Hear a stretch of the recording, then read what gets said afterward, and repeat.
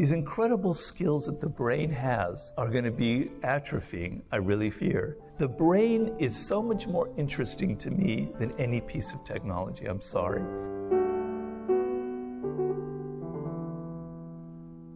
Why aren't they kind of creating their own world, their own myth, their own narrative, a new way of looking at the world? That's what we need from this young generation. It's a disgusting world they've inherited from the boomers, etc. And I can speak that, I am one of them. If I were young, I'd be really angry. I'd be wanting something else. I'd be creating something new. I'd be creating new styles. Now I don't necessarily blame them because it's, looking at that, it's easy to say that. I didn't grow up in the internet generation. I didn't have that kind of effect on my thinking. There should be a real sense of malaise and anger. It's a critical moment. We have to create something new. We have to create a new world order here. Instead, we're creating, I know we're going to get onto this, we're just doing toys, technological toys, AI, etc. We need a cultural movement now, something coming up from the bottom that's going to rescue us in this moment. You're not an AI fan, right? No, we were talking about that earlier. Why not? Well, you know how some foods can kind of rot out your body, how they're not good for you? They taste good, but they're not really good for you. Right. I think of AI in that way. Okay. I study a lot of languages. That was sort of my major in college. And I'm thinking back to the moment when I was 19 years old and I was at Berkeley. And I decided on the whim of a sudden whim, I was going to take this 6-week course where you learned 1 year of ancient Greek in 6 weeks. It was like the craziest thing I've ever been through, right? Yeah. Every day you had an exam, every Friday you had a final exam. You were thinking, you were dreaming in ancient Greek. It was a fantastic experience, right? And I remember at one point, near the end, they gave us a passage of Thucydides, the hardest writer of all to read in ancient Greek. It's just impossible to decipher. I can go into the nuts and bolts of it. It's not even easy in English. It's not even easy in English. No, it isn't. You could read a sentence like 20 different ways. So I had this one paragraph, and I must have spent like 10 hours trying to translate one paragraph. I couldn't figure it out. I thought and I thought and I thought. Finally I go, I think this is the answer. And I was kind of excited, and I thought, this is how it's going to work. And I turned it into my professor, this kind of crazy hippie classics professor. And he goes, Robert, I see what you were thinking. I see where you were going.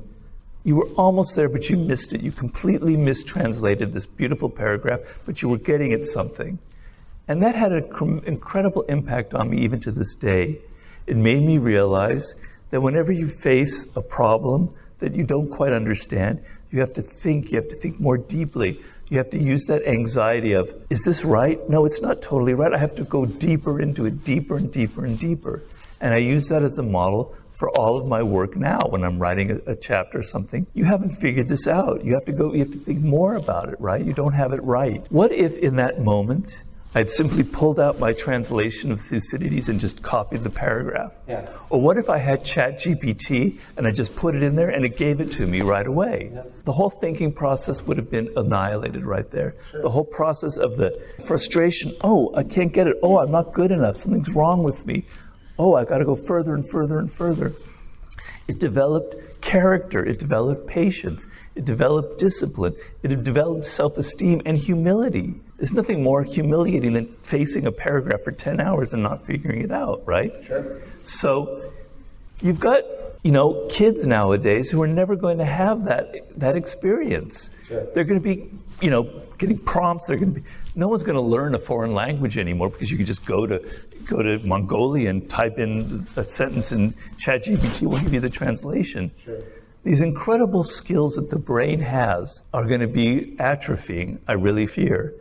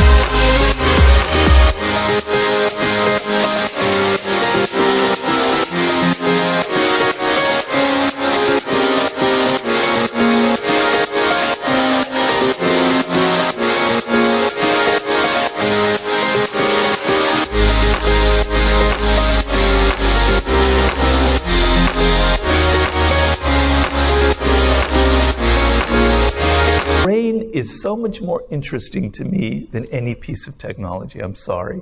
That's what we should be worshiping, not these little toys that we create.